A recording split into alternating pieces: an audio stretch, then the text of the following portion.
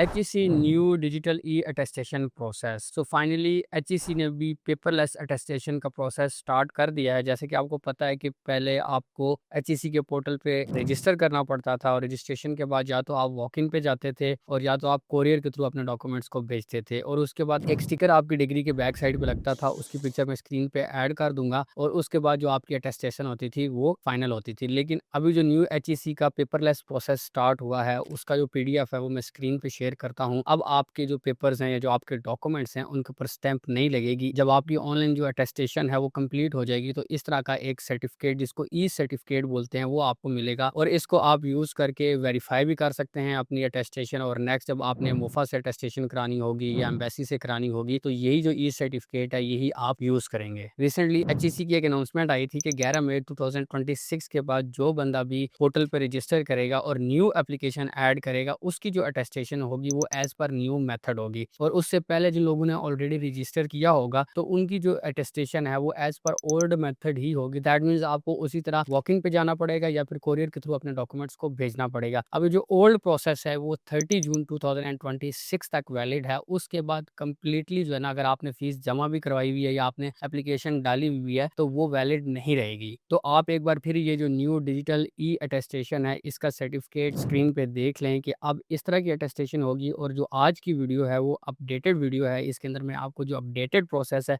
वो सारा गाइड करूंगा कि किस तरह आप अपने पोर्टल पर रजिस्ट्रेशन करेंगे, किस तरह आप फी जमा कराएंगे, किस तरह आप अपनी डिटेल्स को फिलअप करेंगे और उसके बाद कितने दिन लगेंगे जो आपका ये सर्टिफिकेट है ये आपके पोर्टल पे अवेलेबल हो जाएगा, कैसे आप इसको डाउनलोड कर सकते हैं और डाउनलोड करने के बाद कैसे आप इसको वेरीफाई कर सकते हैं। इसके अलावा जितने भी क्वेश्चंस हैं HEC से रिलेटेड कि अगर हमारी स्क्रूटनी सक्सेसफुल नहीं हो रही तो हम कैसे उसको कर सकते हैं, अगर हमारा इंस्टीट्यूट शो नहीं हो रहा तो हम उसको कैसे मतलब उसके अंदर ऐड कर सकते हैं, कोई डॉक्यूमेंट्स का प्रॉब्लम है, तो जितने भी HEC अटेस्टेशन से रिलेटेड क्वेश्चंस हैं उनको मैं कोशिश करूंगा कि एंड पे कवर करूं। पहले मैं सारा आपको प्रोसेस गाइड करूंगा ये जो न्यू है, क्योंकि इससे पहले ऑलरेडी मैंने 2-3 वीडियोस HEC पे बनाई हुई हैं और उस पे मुझे डेली बेसिस पे काफी ज्यादा कमेंट्स मिलते हैं कि अभी जो न्यू अटेस्टेशन प्रोसेस है आप इससे रिलेटेड भी वीडियो बनाएं और हमें ये भी बताएं कि हमने जो पुरानी अटेस्टेशन कराई हुई है वो वैलिड भी है या नहीं है। My name is Mohammad Waqas Javed and welcome to another video. मैं अपने चैनल के ऊपर डॉक्यूमेंट अटेस्टेशन से रिलेटेड, स्टडी अब्रॉड से रिलेटेड, ट्रैवलिंग से रिलेटेड वीडियोस बनाता रहता हूँ। ऑलरेडी मेरी एक डॉक्यूमेंट अटेस्टेशन की पूरी सीरीज मेरे चैनल पे मौजूद है जिसमें मैंने आपको HEC, IBCC, ministry of Foreign affairs, apostille, national health authority, UAE embassy, Saudi embassy, तकरीबन जितनी भी अटेस्टेशन आपको पाकिस्तान से स्टडी अब्रॉड के लिए या वर्क अब्रॉड के लिए रिक्वायर्ड है उन पे मैंने वीडियोस बनाई हुई हैं। तो अगर आपका भी फ्यूचर में आउट ऑफ द कंट्री जाने का प्लान है तो मेरे चैनल को सब्सक्राइब कर लें ताकि आपको मेरी नई आने वाली वीडियोस टाइमली मिल सके और उनसे आप फायदा हासिल कर सकें। जैसे कि वीडियो के स्टार्ट में मैंने आपको बताया कि HEC ने रिसेंटली एक अनाउंसमेंट की कि 11 मई 2026 के बाद जितनी भी डिग्रीज अटेस्ट होंगी वो पेपरलेस होंगी। इससे पहले आपके पेपर्स के ऊपर या आपकी डिग्रीज के ऊपर स्टैंप्स लगती थी, लेकिन अब वो स्टैंप्स वाला सिस्टम खत्म हो गया है। अब आपको एक ई सर्टिफिकेट मिलेगा, वो मैं स्क्रीन पे दोबारा ऐड कर दूंगा। अब ये जो ई सर्टिफिकेट है इसको आप कैसे हासिल कर सकते हैं हम इसके बारे में बात कर लेते हैं। सबसे पहले जैसे पहले भी आप जो HEC का ई अटेस्टेशन का पोर्टल था उस पे जाके आप अपनी रजिस्ट्रेशन करते थे। अभी न्यू प्रोसेस में भी सेम ही पोर्टल है, उसका लिंक मैं स्क्रीन पे ऐड कर दूंगा, डिस्क्रिप्शन में भी ऐड कर दूंगा। तो आपने जस्ट उस पोर्टल पे जाना है, अपने आप को लॉगिन करना है, साइन अप करना है। अगर आप पहले से आपका अकाउंट बना है तो आप लॉगिन करेंगे, अगर आपका पहले से अकाउंट नहीं है तो सिंपली आप अपने ID कार्ड नंबर को यूज करके वहां पे साइन अप करेंगे।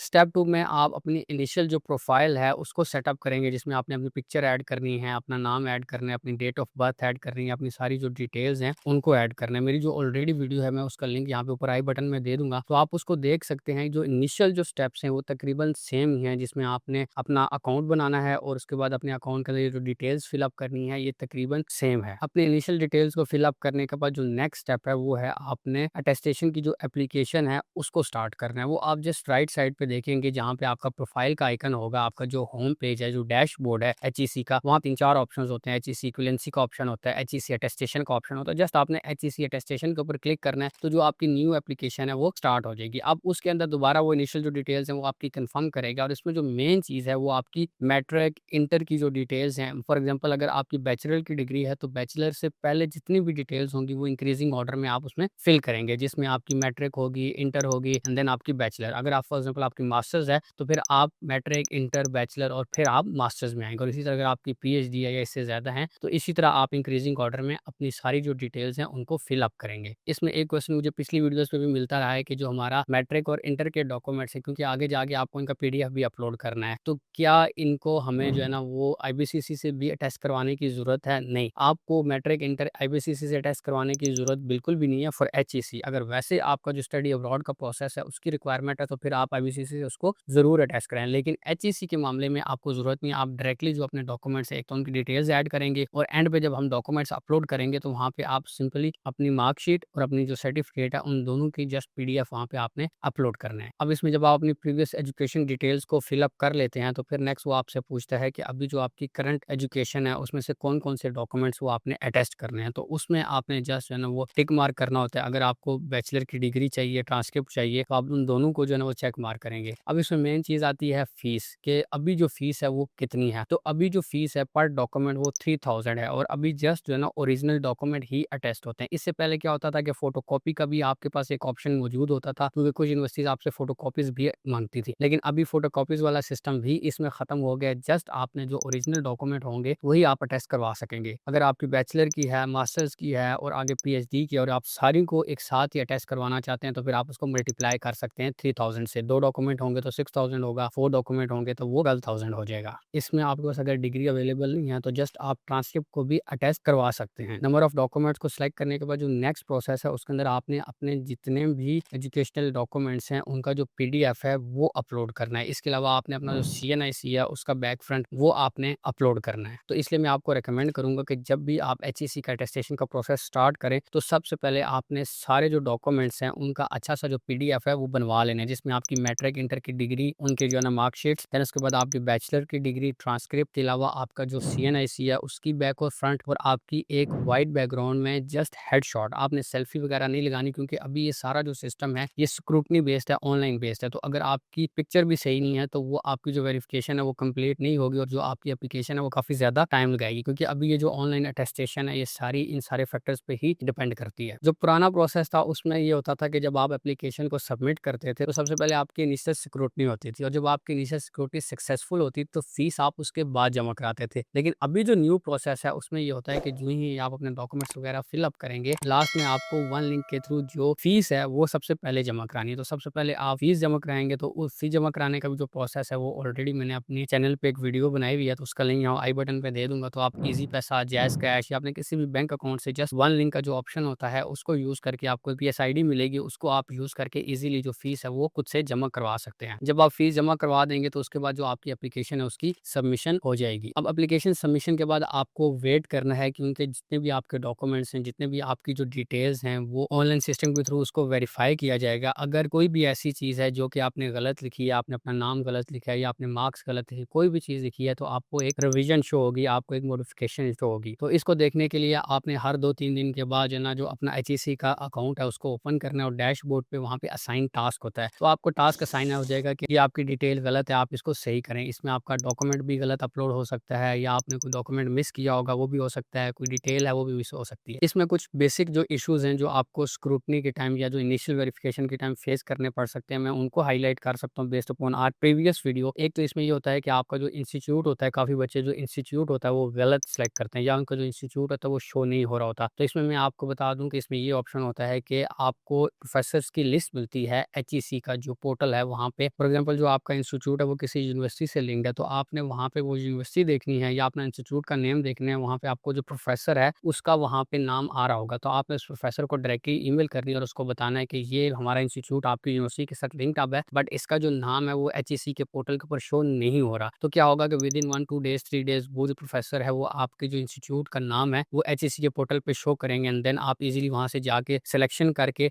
अपनी जो एप्लीकेशन है उसको आप अपडेट कर सकते हैं। सेकेंडली इसमें काफ़ी ज़्यादा ऐसी फीमेल्स होती हैं जिनकी शादी हो जाती है। शादी से पहले जो डिटेल्स होती हैं वो डिफरेंट होती हैं, वो उनके फादर के नेम के साथ होती हैं और शादी के बाद अगर उनका आईडी कार्ड चेंज हो गया तो ज़ाहिर सी बात है हस्बैंड के नेम से हो जाएगा। तो उस केस में भी काफ़ी बार जो है ना वो आपकी जो स्क्रूटनी वो सक्सेसफुल नहीं होती, आपको रिवीजन आती है। तो उसमें आपने क्या करना है कि जब डॉक्यूमेंट्स आप अपलोड करेंगे तो उसमें अदर्स का सेक्शन होता है। उसमें आप अपना जो पुराना आईडी कार्ड अगर आपके पास अवेलेबल है तो वो आप ऐड कर सकते हैं, या जो आपका एमआरसी है दैट मीन्स कि अगर आपकी शादी हो गई है तो आप एडिशनल में डाल के आप उनको बता सकते हैं कि पहले जो मेरे डिटेल्स थी वो ये थी और अब जो मेरी डिटेल्स हैं उसमें ये फ़र्क है, तब भी जो आपकी स्क्रूटनी है वो ईज़िली सक्सेसफुल हो जाएगी। इसमें एक और जो इश्यू है, जो स्पेशली जो मेडिकल और जो नर्सिंग के फील्ड के लोग होते हैं वो फेस करते हैं, वो जब डायरेक्टली अपने डॉक्यूमेंट्स अपलोड करते हैं तो उनकी भी रिवीजन आती है या उनकी भी मॉडिफिकेशन आती है। वो इसलिए आती है कि वो अपना पीएमडीसी या पीएमसी का जो सर्टिफिकेट होता है, जो रजिस्ट्रेशन होती है, वो साथ ऐड नहीं करते। तो उसको भी आप अदर डॉक्यूमेंट्स में ऐड करें तो तब भी आपका जो इश्यू होगा वो हो जाएगा। इसके अलावा अगर आपकी जो एजुकेशन है वो फॉरेन कंट्री से है तो भी आप डायरेक्टली एचईसी से अटेस्टेशन नहीं करा सकते। उसमें सबसे पहले आपने एचईसी की इक्विवेलेंसी बनानी है एंड देन वो जो आपकी इक्विवेलेंसी होगी उसको आप एचईसी से सेम प्रोसेस को ही यूज़ करके अटेस्ट करवाएँगे। इसमें एक जो लास्ट इश्यू है वो पीएचडी डिग्री होल्डर्स को आता है, वो क्योंकि पीसीडी नंबर जो है वो पहले उसको अप्लाई करके उसको हासिल करके नहीं अप्लाई करते तो उनकी जो एप्लीकेशन है वो रिजेक्ट हो जाती है। मैंने ट्राई किया है कि जो मेन इश्यूज़ हैं उनको मैं हाइलाइट करूँ, लेकिन अगर कोई भी ऐसा इश्यू है जो मैं मिस कर गया हूँ तो वो आप कमेंट्स में मुझसे पूछ सकते हैं, तो उनका भी जो है ना मैं आपको सॉल्यूशन बता दूँगा। अगर आपकी जो अटेस्टेशन है वो कंप्लीट नहीं हो रही तो वो आप किस तरह करवा सकते हैं या उस मसले का क्या सॉल्यूशन है, तो आप कमेंट्स में पूछ सकते हैं। तो मैं कोशिश करूँगा कि मैं जल्दी से जल्दी आपको रिप्लाई करूँ। अब सवाल ये पैदा होता है कि एप्लीकेशन सबमिशन के बाद अगर आपकी सारी चीज़ें ओके हैं, कोई भी चीज़ आपकी गड़बड़ नहीं कर रही तो कितने दिन लगते हैं जी ये जो सर्टिफिकेट है इसको आने में? सो मैक्सिमम अभी जो है ना वो 10 से 15 दिन लग रहे हैं। तो आहिस्ता-आहिस्ता जिस तरह इसके ऊपर लोड आएगा ये टाइम आहिस्ता-आहिस्ता बढ़ता जाएगा। पहले 10 से 15 दिन ये चीज़ ले रही थी, फिर 15 से 20 दिन लेगी, क्योंकि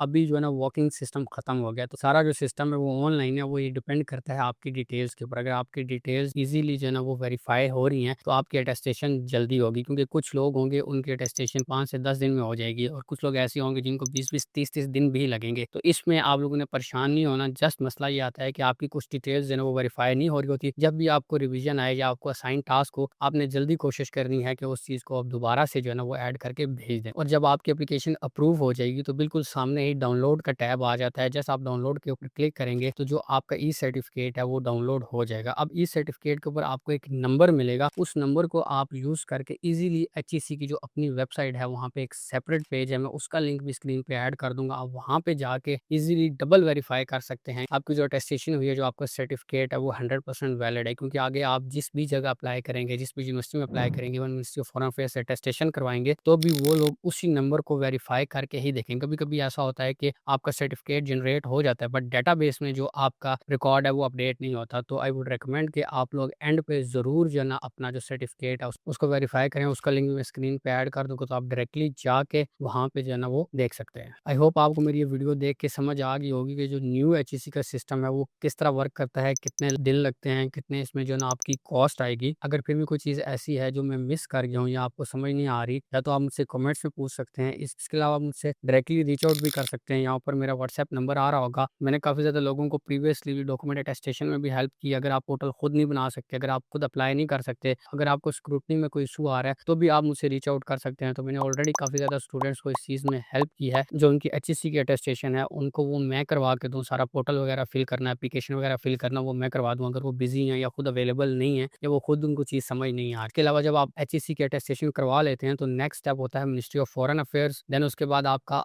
अगर आप यूरोप जा रहे हैं तो आपको अपोस्टाइल की अटेस्टेशन करानी है, और अगर आप गल्फ वाली साइड पे जा रहे हैं तो आपको यूएई की अटेस्टेशन, यूएई एम्बेसी की अटेस्टेशन, या आपको सऊदी एम्बेसी की अटेस्टेशन करवानी पड़ेगी। तो उन सारे टॉपिक्स पे ऑलरेडी मैंने अपने चैनल पे वीडियोस बनाई हुई हैं, तो आप जाके मेरे चैनल को ज़रूर एक्सप्लोर करें। आपके लिए वो सारी वीडियोस काफ़ी ज़्यादा बेनिफिशियल साबित होंगी। और अगर आप उनसे रिलेटेड भी मुझसे सर्विस लेना चाहते हैं, जैसे मैंने आपको बताया कि अगर आप अवेलेबल नहीं हैं या अगर आप खुद नहीं करना चाहते, तो ministry of Foreign affairs, national health authority, जिस डॉक्टर्स हैं उनकी एक एडिशनल अटेस्टेशन होती है। इसी तरह अपोस्टाइल अटेस्टेशन, इसी तरह Saudi embassy attestation, UAE embassy attestation. तो आप किसी भी अटेस्टेशन से रिलेटेड मुझसे ना सिर्फ गाइडलाइन ले सकते हैं, बल्कि अगर आप खुद अवेलेबल नहीं हैं तो आप मुझे रीच आउट करके मुझसे वो सर्विस भी ले सकते हैं। तो मेरी ट्राई होगी कि मैं आपको जो अटेस्टेशन है वो करवा के आपके डोर स्टेप पे आपको डिलीवर करवा दूँ। तो मिलते हैं नेक्स्ट टाइम एक और नई वीडियो के साथ, तब तक अपना ख्याल रखिएगा। अल्लाह हाफ़िज़।